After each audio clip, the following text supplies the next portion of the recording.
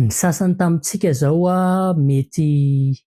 faly be satria hoe voaray ny anarana tao anatin'ilay DV loteria mba azahoana green card de ny sasany tamintsika mety nalahelo satria tsy voaray ny anarana fa ny hafatra ho an'ny tsy voaray ny anarana zany de mbola afaka manao application foana isan-taona. De amin'ity vidéo androany ity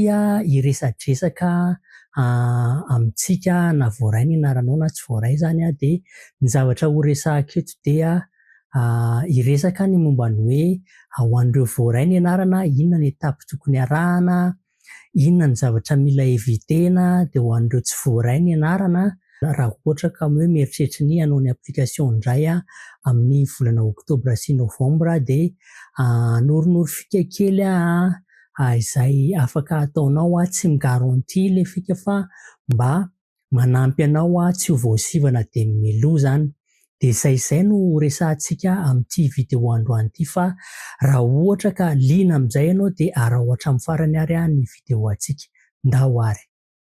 This video is for informational and educational purposes only. I am not an immigration attorney or a government official. The views shared here are based on publicly available news and personal interpretation. For legal advice or visa-related concerns, please contact a qualified immigration lawyer or the official U.S. Immigration Services. Raha ohatra ianao ka voaray ny anaranao zany de voalohany indrindra aloha de arabaina zany ianao fa tsy teraka lakosy ohatranay menakavy zany. De tiako ambara voalohany indrindra ny hoe rehefa voaray le anarana iny tsy midika hoe efa manana an'ilay green card ianao zany hoe efa mahazo an'ilay green card fa manana fahafahana ianao zany hanao an'ilay application green card. Zay zany ny dikan'iny hoe voaray ny anaranao iny. De misy zavatra maromaro etapy maromaro mila arahanao zany raha ohatra ka hoe voaray ny anaranao. Voalohany indrindra de mila confirmenao hoe rehefa hitanao le hoe you have been selected bla bla bla iny de mila confirmenao le izy zany. Makao amin'ilay site nijerevana an'le hoe voaray sa tsy voaray ny anaranao de confirme an'le izy ianao mandra-pahitanao ny case number anao. De mila atao tsenjery tsara raha keto an-tsoratra any le case number. Ho antsika malagasy tsika zany any amin'ny région an'ny Afrique de ny case number atsika de tokony metomboka ny hoe 2026 AF. Le AF de midika an'iny de hoe Afrika zany. De aveo misy numéro be da be 03 arakaraka moa zany de mila ataonao mémorisenao tsara zany iny case number iny satria iny case number iny no miteny hoe amin'izao fotoana izao ianao no torinao no atao entretien zany. De raha ohatra moa zany ianao efa aty États-Unis de iny case number iny no miteny hoe amin'izao fotoana izao ianao no manao entretien ao amin'ny USCIS. De rehefa vita zay, rehefa fantatrao le case number anao de mameno ny antsoina hoe DS 260 ianao zany. Io application io de atao online daholo ao amin'ny SIAC ianao no manao an'izay application zay ao amin'ny site web ny SIAC zany. SIAC moa fanalavana anazy de Consular Electronic Application Center zany. De araka le niteneniko teo hoe mila atao en ligne daholo zany ireo zavatra rehetrarehetra ireo. Ty misy zavatra mila ataonao an-tsaina. Rehefa manao an'le application en ligne ianao de mila verifienao tsara ny anarana, atao mitovy tsara an'le ao amin'ny passeport sy ilay nanaovana an'le application DV loteria de ny ino izy ity ny historique ny firenena efa visitenao de ny éducation sy ny sisa ny traikefa arak'asa zay anananao raha ohatra ka hoe tsy amin'ny alalan'ny fianarana no qualification anao zany satria mila verifiena tsara io satria raha ohatra ka samy mitevanao iny dia tsy afaka manova ntsony fa mety afaka manova ihany fa arakaraky ny ambasady misy ambasady sasany mamela anao manao update an'ilay izy dia ny etapy manaraka dia mila manangona an'ireo dossier rehetrarehetra izay ilaina hoentina any amin'ny ambasady hanaovana an'ilay entretien dia inona ny dossier ilaina ny dossier voalohany dia mazava ho azy mila passeport satria ianao ho akaty États-Unis dia ny faharoa copie naterahany copie lava zany dia ny fahatelo antsoiny zareo hoe police clearance zany hoe mila maka ny police clearance io ianao any amin'ny firenena rehetrarehetra visitevanao raha ohatra ka mihoatra ny enim-bolana no séjournao tao amin'ireo firenena ireo dia ilaina zany zay police clearance zay zany hoe nanomboka tamin'ny ianao 12 taona ka hatramin'izao zany dia raha ohatra ka nefa visite firenena maro ianao dia mila an'izay police clearance zay dia diplôma rehetrarehetra zay anananao fa tena ilaina aloha zany diplômana baccalauréat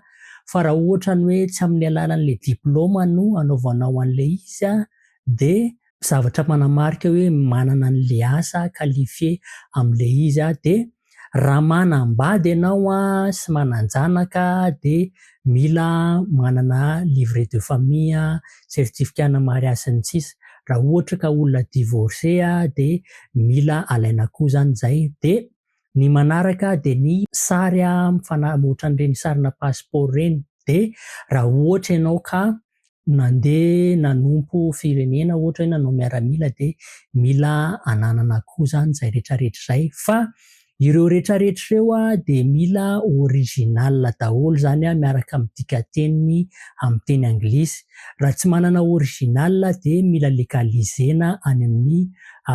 olona afaka milegalize anazy dia ny manaraka dia tsy dia tena hoe etapo moa zany izy ity fa mila mijery akaiky le antsoina hoe visa bulletin ianao satria ao no ahafantarana hoe roviana no anao entretien na hoe roviana no afaka mandefa ny dossier sy ny sisa satria io visa bulletin io rehefa misoratra hoe current ny ao dia izay ianao zany vao afaka manao rendez-vous amin'ny ambasady dia ny etapy manaraka dia manao examen médical ianao alohan'ny anaovana le entretien dia mila manao an'izay examen médical zay ianao ao amin'ny site web ny ambasady no misy ny lisitra an'ireo dokotera izay eken'ny fanjakana amerikanina manao an'ny examen médical anao dia rehefa vita izay rehetrarehetra izay dia manao an'ilay entretien ianao rehefa ao amin'ny entretien ianao dia misy zavatra maromaro hoentinao arakaraky ny takin'ny ambasady any io fa raha ny tokony ho izy dia mitondra an'ilay page na confirmation iny an'ilay DS 260 zany dia ny document rehetrarehetra le niteneniko teo ambony teo dia ny médical anao dia sary anankiroa sy ny sisa dia mitondra vola raha tsy diso eo amin'ny $330 eo isaky ny olona no vola mila hoentina dia rehefa ao amin'ny entretien ao moa ianao zany dia angatahany daholo ireo dossier rehetrarehetra ireo fa mila honnête tsara ianao amin'ny zavatra rehetrarehetra dia rehefa vita izay ity moa zany arakaraky ny ambasady na ianao asainy mandoa an'ity fee ity rehefa alohan'ny anaovana entretien na après an'le hoe azonao le visa zany dia mila mandoa an'izay fee zay ianao immigrant fee filazany anazy dia raha tsy diso eo amin'ny $220 eo no alohanao zany hoe le visa azonao amin'ny ambasady iny mbola tsy iny le green card fa rehefa mandoa an'le fia io ianao de ny USCIS ny département tamosahana ny immigration aty États-Unis no manao process an'le izy zany de aveo ianao mandeha voyage makaty États-Unis ianao de 6 mois no délai an'le visa omen'ny ambassady iny de mila tonga aty zany ianao alohan'izay 6 mois zay de rehefa tonga aty ianao de eo amin'ny 2 semaines eo de mila manana mila asiana adresy zany andefasan'ny immigration an'le green card anao zany de zay ny ho an'ny karazan'olona zany hoe any Madagasikara no manao an'le process. Raha ohatra ary ianao vao selecté ny anaranao ka efa aty États-Unis zany ianao de anao an'le atao hoe adjustment of status zany hoe manova statut zany ianao ohatra ianao hoe mpianatra na hoe miasa amin'ny alalan'ny non immigrant visa aty États-Unis de manao justement ana statut fotsiny ianao de ny zavatra tena ilaina de hoe mila légal fotsiny zany ianao aty États-Unis de hafa mihitsy tsy mameno an'le atao hoe DS 260 ianao fa paperwork hafa mihitsy no hofenonao zany de mitovitovy ihany manaraka an'ireo étape reo fa le DS 260 fotsiny no format hafa no fenonao zany raha tsy diso 85 tsy tadidiko tsara moa zany tokony 85 zay moa zany no format adjustment of status fa verifie kely le izy de alefaka ao amin'ny comment ao le izy rehefa aveo de raha ohatra ianao tsy voasarika atao zany ny anaranao de inona ary ny tokony atao. Voalohany indrindra aloha aza-kivy fa misy foana io isa-taona zany hoe isa-taona io de manao reset ilay application zany hoe ny olona rehetrarehetra efa nanao application taloha tany zany de afaka mandray anjara daholo. Aza-kivy fa mandraisa anjara foana isa-taona. Somary personnel kely hoe za efa tamin'ny taona 2015 no nanao application hatramin'izao mbola tsy nitsikiny ny vitana fa mbola niangaran'ny vitana foana hatramin'izao de inona ary zany ny zavatra tokony atao ny zavatra tokony atao de io zany aloha zany tsy afaka ampilevanao matetika moa zany rehefa resaka immigration ohatr'izao de manantona avocat sy ny sisa sy ny sisa de manao appeal sy ny sisa sy ny sisa fa ty karazany anankiray ty le izy moa zany efa antsoiny zareo hoe loteria de tsy afaka anaovanao an'izay de ny faharoa mila miomana tsara ianao ho amin'ilay application amin'ny manaraka zany ny application isokatra eo zany zao no antsoiny zareo hoe DV 2027 zany zao le amin'ny octobre sy novembre ho avy zao zany de inona ary zany ny zavatra tokony atao voalohany indrindra aloha le sary nampiasainao iny tsy intsony iny fa mila maka sary vaovao ianao ahoana ny fomba ahafantarany satria be da be ny manontany anao hoe ahoana ny fomba ahafantarany zareo hoe le sary nampiasaiko taloha ihany iny no ampiasaiko amin'izao. Voalohany indrindra aloha rehefa maka sary tsika de makany amin'ny propriété makany amin'ny détail an'le sary tsika de fantatra hoe tamin'izao fotoana ty sary ty nalaina de appareil manao ahoana no nangalana an'le sary zany hoe efa sophistiqué be le machine an'zareo de efa mampiasa AI koa zareo midetecter face recognition zany hoe satria tsika zao mety tsy mahalala fa isam-bolana isa-taona de misy fiovana kely foana io tarehantsika io de zay no ampiasain'zareo de le sary tena engaleo tsaratsara ny manantona olona efa mahay maka sary aresaka ohatra ny hoe passeport visa sy ny sisa sy ny sisa de akoatran'izay de reto zavatra ho teneniko reto efa niteneniko tany amin'ny video tany aloha tany any de averimbereniko foana hoe tsy migaranty reto hoe ho voasarika ny anaranao fa nefa kosa manampy anao mba tsy ho ho éliminen'jareo zany ho disqualifien'jareo mialohan'ilay tena fisarena satria nahoana amin'ny voalohany aloha ilay machine zany de mijery an'ireo olona tsy mahafeno an'ilay fepetra takian'jareo, resaka sary, resaka hoe manao duplication sy ny sisa sy ny sisa satria misy olona mieritreritra hoe loterie le izy de andeha hanao application be da be zany sy ny sisa sy ny sisa. Zay zany maha-disqualifier anao. Le sary koa efa misy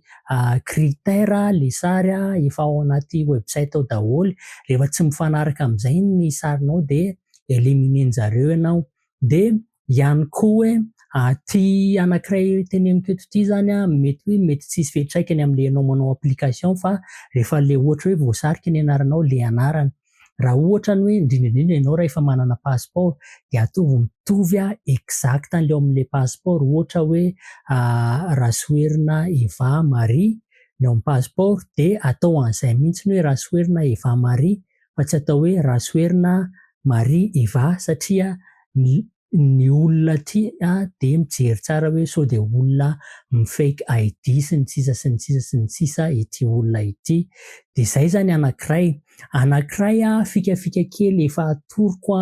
an'ny olona matetika foana de ny hoe raha ohatra nareo fianakaviana, raha ohatra zany ka ianao manambady ka nareo mivady samy mahafeno an'ilay fepetra de samy manao application. Mampitombo kokoa ny chance anao zany iny hoe raha voaray ny anankiray de